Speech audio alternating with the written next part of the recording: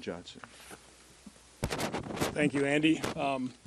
First of all, I want to thank all of my colleagues here on a bicameral basis for attending this press conference. This group of individuals are leaders. There are others, but these are leaders in Congress who realize that it is immoral to mortgage our children's future, and we want to stop that.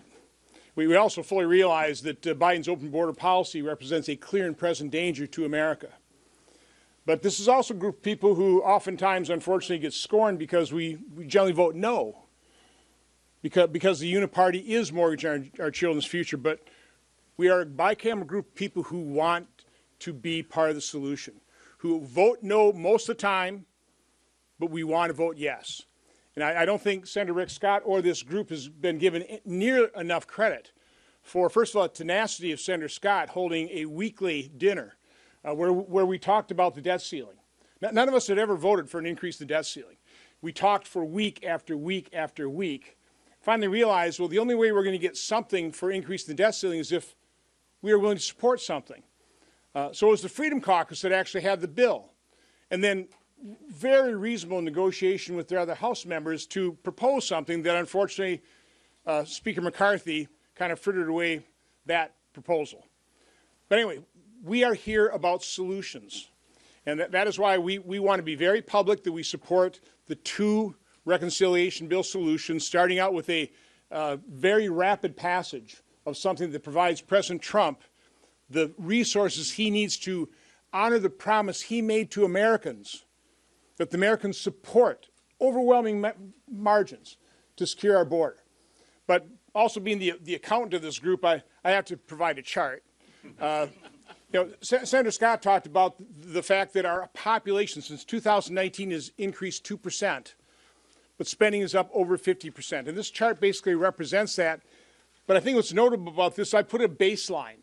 If we would have grown our spending by a reasonable baseline of population growth, even with high Biden inflation,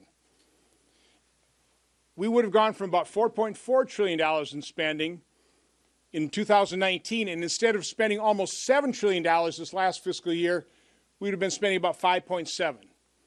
The difference of spending above that reasonable baseline, and again, how can anybody dispute that it'd be reasonable to grow federal spending by population growth plus inflation, particularly when we're at $36 trillion in debt? The amount of spending over that reasonable baseline represents $8.8 trillion. We further mortgage our children's future. One final note. One of the techniques of the uniparty in massively increasing spending is they've transferred discretionary spending into mandatory. I think that's, again, it's off budget. We don't appropriate that. It's just spending that occurs automatically. But most people when they hear mandatory spending think of Social Security. They think of Medicare or even Medicaid. The reality is, because of the actions of the uniparty, since 2019, we've increased other mandatory spending. Again, not Social Security, Medicare, Medicaid, by about the same amount as we increased those three programs. Those programs have increased about $700 billion. Other mandatory spending has increased by $680 billion per year. Again, off the books. We can't touch it other than in reconciliation. And so when Senator Scott talks about $2.5 trillion as being a minimum level that we need to cut spending in our reconciliation package, I'm saying we've got about a $6.8 trillion pool of 10-year money that we should be evaluating for dramatically reducing the size and scope of government. Because when government grows, our freedoms necessarily recede.